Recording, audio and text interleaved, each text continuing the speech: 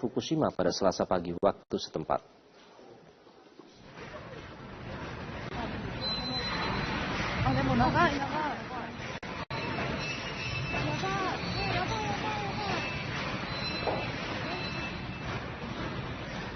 Pemerintah setempat telah mengeluarkan peringatan akan kemungkinan terjadinya tsunami dengan tinggi gelombang hingga 3 meter.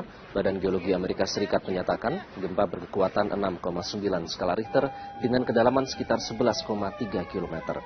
Namun Badan Geologi Jepang memperkirakan gempa berkekuatan 7,3 skala Richter dengan kedalaman 10 km. Warga diminta untuk menjauhi pesisir pantai dan pergi ke wilayah dataran tinggi untuk menghindari jatuhnya korban jiwa seperti tahun 2011 lalu yang menewaskan sekitar 18.000 orang. Prefektur Fukushima terletak di bagian utara Tokyo dan merupakan lokasi pembangkit tenaga nuklir yang hancur dihantam tsunami pasca gempa 2011 lalu. Belum ada laporan mengenai kerusakan maupun korban jiwa akibat gempa. Pada April lalu gempa mengguncang prefektur Kumamoto yang terletak di selatan Jepang. Akibat gempa tersebut 1.700 orang dievakuasi dan 50 orang meninggal dunia.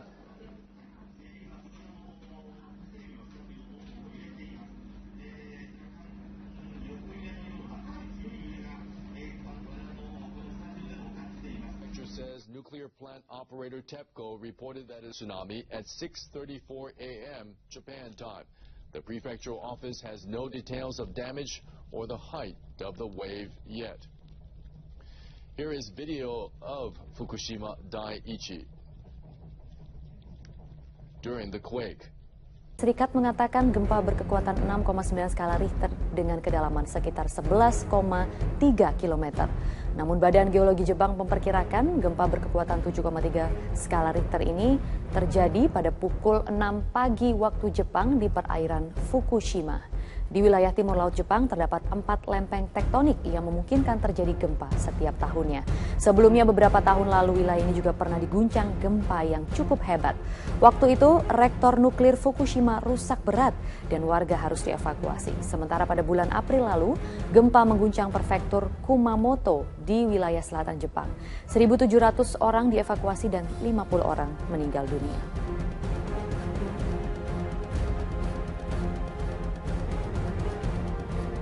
Dan pemirsa, ini adalah gambar yang kami dapatkan dari stasiun televisi NHK dan ini memperlihatkan pantai Fukushima yang sedang menunggu detik-detik terjadinya tsunami.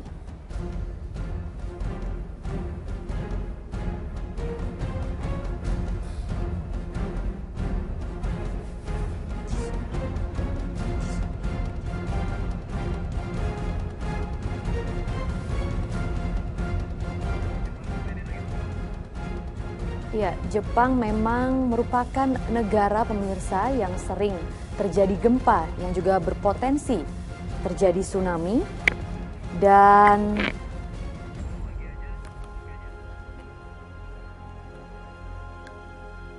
saat ini pantai Fukushima juga menurut Badan Geologi setempat sedang menunggu detik-detik tsunami di sana. Dan pemirsa, gempa dengan kekuatan sekitar 6,9 hingga 7,3 pada skala Richter ini mengguncang wilayah Jepang pada sekitar pukul 6 waktu setempat. Gempa terjadi di wilayah timur laut Jepang pagi ini dan berpotensi terjadi tsunami.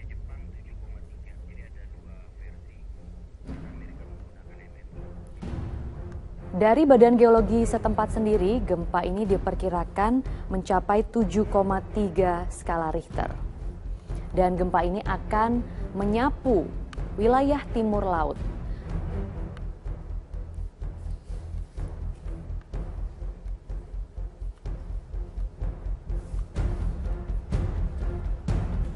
Dan pemirsa, di wilayah timur laut Jepang terdapat 4 lempeng tektonik yang memungkinkan terjadi gempa setiap tahunnya.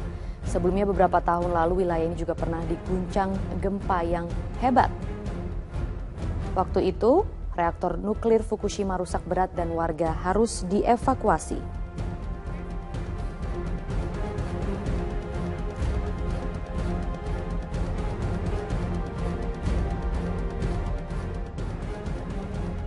Kecamatan Tuban, Jawa Timur sore ini mulai dievakuasi ke daratan, sementara sebagian lain masih dalam proses pencarian. Ferry Prihadi akan langsung menyampaikan informasi selengkapnya dari Lamongan, Jawa Timur. Ferry, seperti apa kondisi korban selamat saat ini dan juga bagaimana kronologi kejadian? Apakah ada informasi dari korban selamat? Ya, saat ini 12 korban sudah tiba di Puskesmas Paciran, Kabupaten Lamongan sekitar 1 jam yang lalu. Ada 2 dalam kondisi luka berat dan 10 lainnya dalam kondisi luka ringan. 1 yang mengalami kondisi luka berat tadi sudah dirujuk ke RSUD Lamongan dan saat ini sisanya masih mendapatkan penanganan medis di Puskesmas Paciran. Dan untuk mengetahui lebih lanjut mengenai kronologi kejadian ini, saya akan bertanya kepada Kasat Pol Air terlebih dahulu, Bapak AKBP M. Fadlan. Pak, sejauh ini sudah adakah keterangan yang didapat dari ABK ataupun dari korban yang selamat mengenai kronologi kejadian? Untuk saat ini kami belum melakukan pemeriksaan karena kondisi dari 12 korban yang dievakuasi barusan tadi masih dalam tahap perawatan di Puskesmas Paciran dengan perincian 10 orang, kemudian yang 2 korban dirujuk ke Rumah Sakit Umum Lamongan. Proses pencarian apakah masih akan terus dilanjutkan malam ini atau akan dilanjutkan esok? Untuk sementara proses pencarian maupun penyisiran dari tim gabungan kita, ada TNI AL, Basarnas, kemudian UPP Pelabuhan Brondong, kemudian dari rekan-rekan relawan. Untuk saat ini kami hentikan karena cuaca sudah malam dan hujan. Untuk besok akan kami lanjutkan kembali. Oke. Saat ditemukan tadi kondisi korban seperti apa, mungkin bisa diceritakan oleh Kepala Syah Bandar? Oke. Ya. Terima kasih. Kami dari UPP Brondong menyampaikan bahwa terus terang aja dengan ditemukannya semua ABK 12 orang. Tujuan ke Lamongan Sorbis, kondisi beberapa ABK dengan jumlah 12 itu 2 kondisi agak sakit, luka di kepala, sisanya kondisi intensif diperiksa di Puskesmas Paciran. Itu. Untuk besok proses pencarian akan dilakukan dengan kekuatan berapa banyak karena masih 15 yang masih perlu dicari ya? Ya, terima kasih sebelumnya. Kebetulan informasi yang kami dapat malam ini, kapal Basarnas sudah nyampe di tempat lokasi. Ya. Lokasinya berapa jauh dari daratan? Ya, kebetulan kami plot tadi siang sesuai dengan lokasi kejadian, titik koordinatnya itu kurang lebih 17,4 mil. Artinya di situ di luar alurnya keluar masuknya tempat PPPI, tempat kami. Ya. Baik, terima kasih Bapak-Bapak atas informasinya, dan itulah artinya saat ini masih ada 10 korban selamat yang berada di Puskesmas Paciran Lamongan, dan proses pencarian terhadap 15 ABK lainnya yang masih dalam pencarian akan dilanjutkan kembali esok. 2 tadi sudah dirujuk ke RSUD Lamongan karena mengalami luka berat dengan indikasi susah pernapasan dan juga kesadaran yang mulai menurun. Saya kembalikan ke studio, Zakia.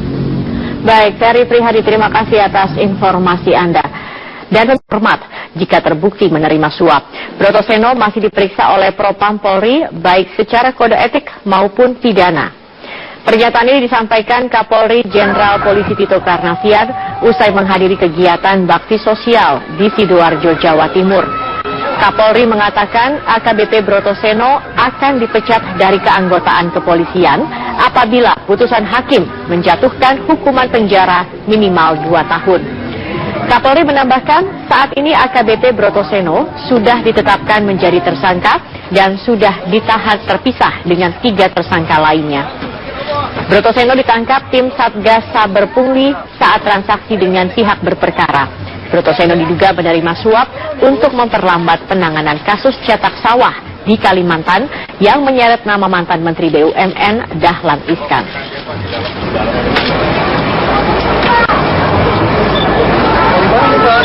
Sekarang proses hukum sedang berlanjut, baik masalah kode etik maupun masalah pidana. Nanti kita kembangkan. Sanksi terberat apakah akan dikeluarkan, Jenderal?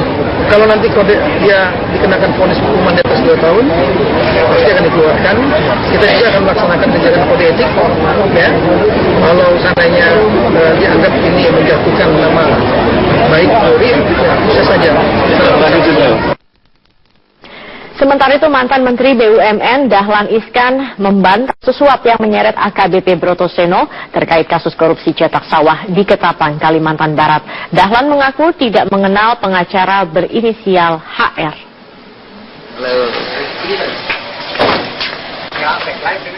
Sebelum menjalani pemeriksaan penyidik di ruang tindak pidana korupsi di Mapolda Jawa Timur, mantan Menteri BUMN Dahlan Iskan menegaskan tidak mempunyai pengacara berinisial HR yang diduga menjadi penyuap penyidik Bareskrim AKBP Brotoseno yang tertangkap tim Saber Pungli untuk mempengaruhi penyidikan kasus cetak sawah di Ketapang, Kalimantan Barat. Menurut tim kuasa hukum Dahlan Iskan, Riri Purbasari Dewi, pengacara HR hanyalah salah satu penasehat hukum di Jawa Post Group.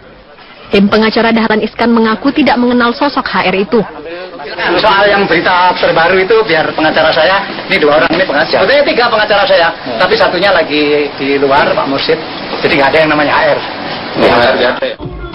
Sementara itu menanggapi OTT mantan penyidik KPK, Wakil Ketua KPK Basaria Panjaitan mengatakan pihaknya meminta yang bersangkutan segera diproses. KPK dan kepolisian sudah bersepakat akan bertindak tegas kepada oknum penyidik yang terlibat korupsi. Kita akan kawal, ya. Dari mulai awal kita sudah bersama-sama dalam penyelidikan. Jadi nanti sampai dengan selesai akan kita kawal bersama-sama dengan polisi. Brotoseno itu kan dulunya pernah menjadi penyidik KPK. Ya. Sebenarnya track record sendiri seperti apa sih untuk Brotoseno sendiri? Track recordnya Brotoseno di KPK sendiri seperti apa? Ya, manusia bisa aja berubah, ya. Sebelumnya, Kepala Biro Penerangan Masyarakat Mabes Polri, Kombes Pol Rikwanto menyatakan tim Saber Pungli telah lakukan operasi tangkap tangan terhadap 2 perwira polisi berinisial D dan BR yang merupakan mantan penyidik KPK saat menerima suap senilai 1,9 miliar rupiah dari seorang pengacara inisial HR. Diduga hal ini dilakukan agar kepolisian memperlambat proses penyidikan kepada kliennya, yakni DI. Tim Liputan, Metro TV. Mengenal pengacara berinisial HR yang disebut-sebut menyuap AKBP Brotoseno terkait kasus korupsi cetak sawah di Ketapang, Kalimantan Barat yang menyeret nama Dahlan Iskan. Sementara itu Wakil Ketua KPK Basaria Panjaitan menegaskan akan mengawal kasus yang menimpa mantan perwira polisi yang pernah menjadi penyidik KPK itu.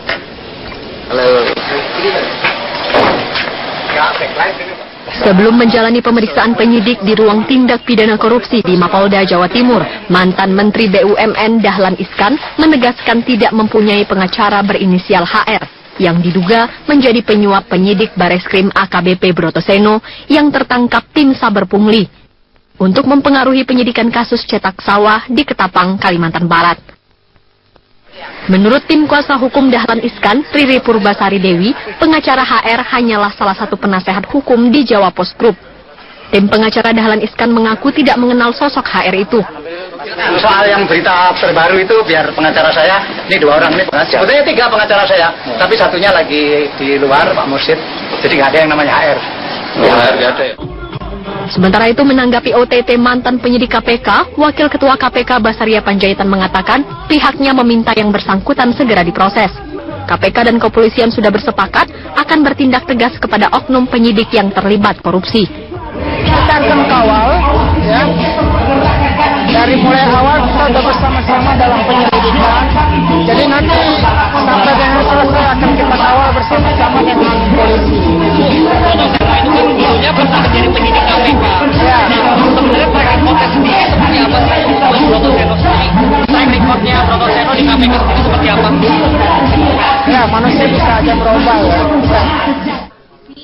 Sebelumnya, Kepala Biro Penerangan Masyarakat Mabes Polri, Kombes Pol Rikwanto menyatakan tim Saber Pungli telah lakukan operasi tangkap tangan terhadap 2 perwira polisi berinisial D dan BR yang merupakan mantan penyidik KPK saat menerima suap senilai 1,9 miliar rupiah dari seorang pengacara inisial HR.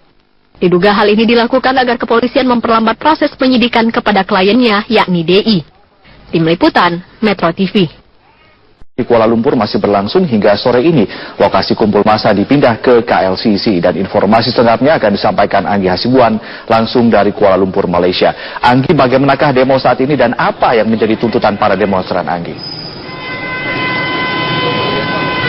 Iya, Ade, bahwa mereka kondisinya saat ini sedang berpindah. Jadi karena tadi ada lokasi di mana seperti tidak kondusif untuk diadakan pertemuan terakhir dari semua massa kuning atau berkaos kuning. Akhirnya tadi dari pihak bersih ini menyatakan bahwa lokasinya dipindah semua ke KLCC. Seperti yang di belakang saya ini juga teman-teman yang berunjuk rasa pada sore hari ini adalah yang berasal dari Masjid Jame. Tadi sih sebenarnya dari beberapa lokasi berkumpul di sini. Kemudian